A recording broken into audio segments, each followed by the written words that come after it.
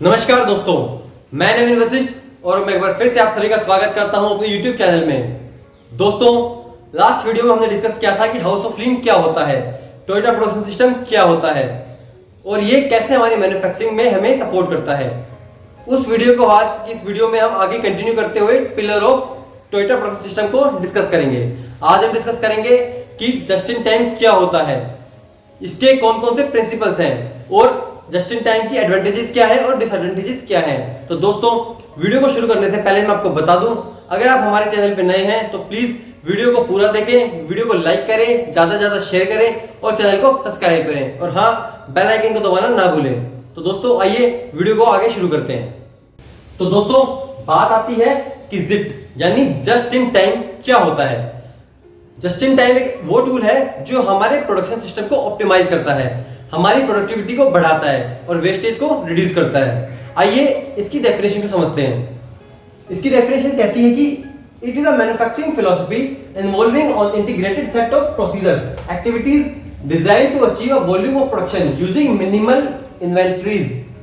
मतलब ये एक ऐसी मैन्युफैक्चरिंग टेक्निक है, ऐसी मैन्युफैक्चरिंग फिलॉसफी है जिसमें हम कम से कम इन्वेंटरी का यूज करके, यानी कम से कम इन्वेंटरी बना के अपने प्रोडक्शन के टारगेट को पूरा करते हैं, सप्लायर की डिमांड को, कस्टमर की डिमांड को कंप्लीट करते हैं। It is a highly coordinated processing system in which goods moves through a system and services performed just as they need. मतलब सीधी सिंपल लैंग्वेज में इसका मतलब है कि जब जरूरत पड़ती है तभी हम प्रोडक्शन करते हैं, जिसको जरूरत होगी वो प्रोडक्शन करने के लिए आपको बोलेगा। हमें एडवांस में कोई भी इन्वेंट्री इकट्ठी नहीं करनी है। तो दोस्तों, ये तो बात होगी इसकी डेफिनेशन की। मैं आपको सिंपल लैंग्वेज में समझाता हूँ कि जस्ट इन टाइम का मतलब क्या होता है।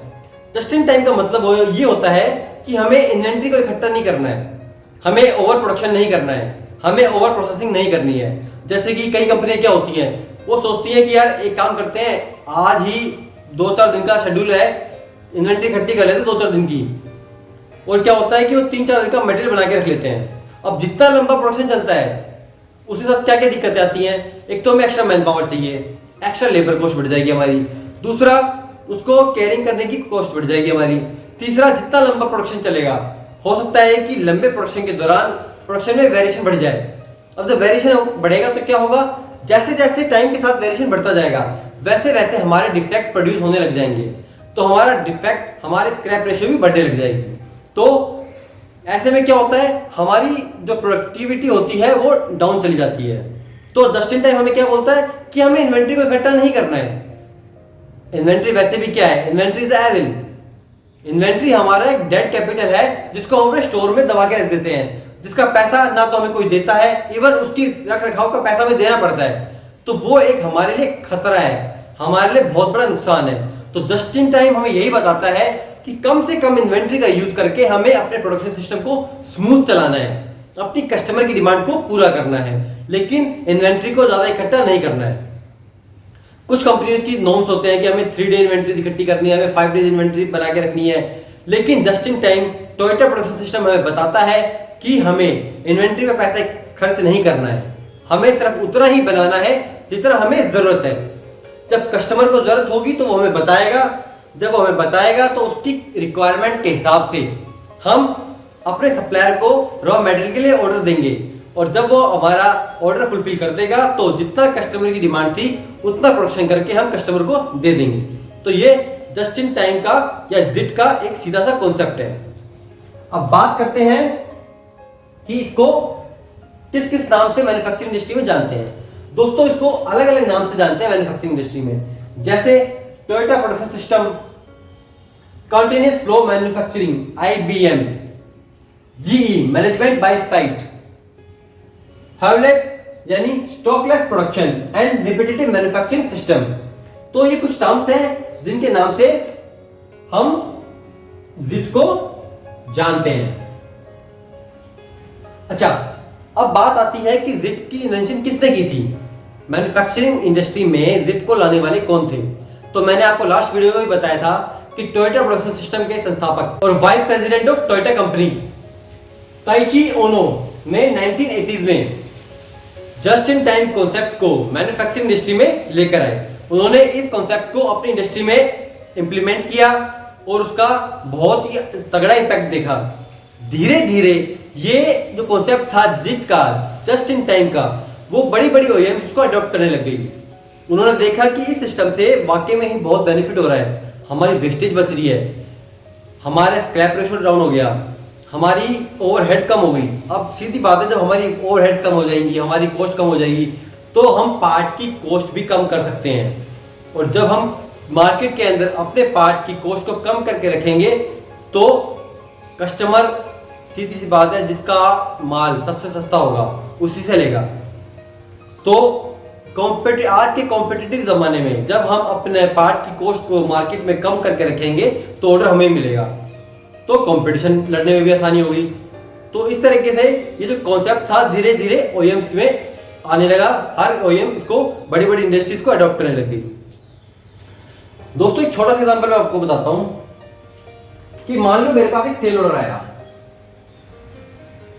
तो जिट कैसे काम करता है। जिट काम करता है कि मेरे पास कोई सेल ऑर्डर आया, जैसी सेल ऑर्डर आया मैंने सप्लायर को ऑर्डर दे दिया कि मुझे रॉ मटेरियल चाहिए। ऑर्डर आने के बाद रॉ मटेरियल का ऑर्डर आया, यहां से रॉ मटेरियल आया, मैंने प्रिक्योर किया रॉ मटेरियल, प्रोसेसिंग हुई और जितना मुझे ऑर्डर मिला था मैंने कस्टमर को दे दिया। नो इन्वेंट्री, कोई भी इन्वेंट्री नहीं थी, ना मेरे पास फिनिश गुड की इन्वेंट्री थी, ना मेरे पास रॉ मटेरियल भी थी। यही सिस्टम है मेरा जिट। अच्छा, जस्ट इन टाइम या जिट के प्रिंसिपल्स क्या क्या हैं, वो किन किन प्रिंसिपल्स पे काम करता है। ये वेस्ट रिडक्शन पे काम करता है। जिट जो है वेस्ट रिडक्शन पे काम करता है। हम जब एक्स्ट्रा इन्वेंटरी नहीं रखेंगे तो पड़ा पड़ा मेरा माल सड़ेगा नहीं। मान लो मैं एक सब्जी बेचता हूँ, वेजिटेबल सेलर हूँ, और मेरी दिन की 10 किलो सब्जी बिक जाती है, और मैं सोचूं यार एक हफ्ते का सारा माल एक दिन इकट्ठा करके रख लेता हूँ, सस्ता मिल जाएगा मेरे को, 10 दिन का माल एक साथ लाऊंगा, सस्ता मिल जाएगा। लेकिन होगा क्या, 10 दिन का माल 4 दिन तक फ्रेश रहेगा, 5-6 दिन वो बिकना ही बंद हो जाएगा। 2 रुपए सस्ते के चक्कर में मुझे जो माल मैं 10 दिन का लिया है वो सड़ने लग गया, मुझे फेंकना पड़ जाएगा, मेरी कॉस्ट बढ़ गई। उसके बाद उसकी स्टोरेज, जब स्टोरेज रखनी पड़ेगी उसके लिए एक्स्ट्रा पैसा खर्च करना पड़ेगा, तो ये वेस्टेज ही एक तरीके से। तो जिट जो है वेस्टेज को रिड्यूस करता है। 7 टाइप ऑफ वेस्टेज होते हैं हमारी मैन्युफैक्चरिंग सिस्टम में। ये मैंने आपको मुरी मुदा मुरा 3M की वीडियो में आपको बताया था। अगर आपको ना पता हो तो उसका लिंक मैंने डिस्क्रिप्शन बॉक्स में दे रखा है, प्लीज उसको फॉलो कर लेना। Seeking long term commitment, quality must be a higher priority than cost. मतलब क्वालिटी, सीधी बात है, customer focus. Voice of customer क्या होती है, क्वालिटी। प्रोडक्ट की क्वालिटी को सबसे ज्यादा प्रायोरिटी देना rather देन कॉस्ट। प्रोडक्ट की क्वालिटी अच्छी होनी चाहिए, चाहे थोड़ी बहुत कॉस्ट बढ़ा दे, कोई दिक्कत नहीं है। तो जिट हमें क्या बताता है, जिट किस प्रिंसिपल पे काम करता है कि क्वालिटी मस्ट प्रायोरिटी है rather than cost. JIT system implement करने के लिए कौन कौन से टूल्स हैं जो हमें सपोर्ट करते हैं। तो कुछ सिस्टम्स हैं, कुछ टूल्स हैं, जैसे pull system instead of push system. अब पुश सिस्टम क्या होता है, पुश सिस्टम क्या होता है। पुश सिस्टम ये होता है कि मान लो ABC 3 तरह के, मैं यहां पे आपको एक एग्जांपल के साथ समझाता हूं कि पुश सिस्टम क्या होता है, पुल सिस्टम क्या होता है।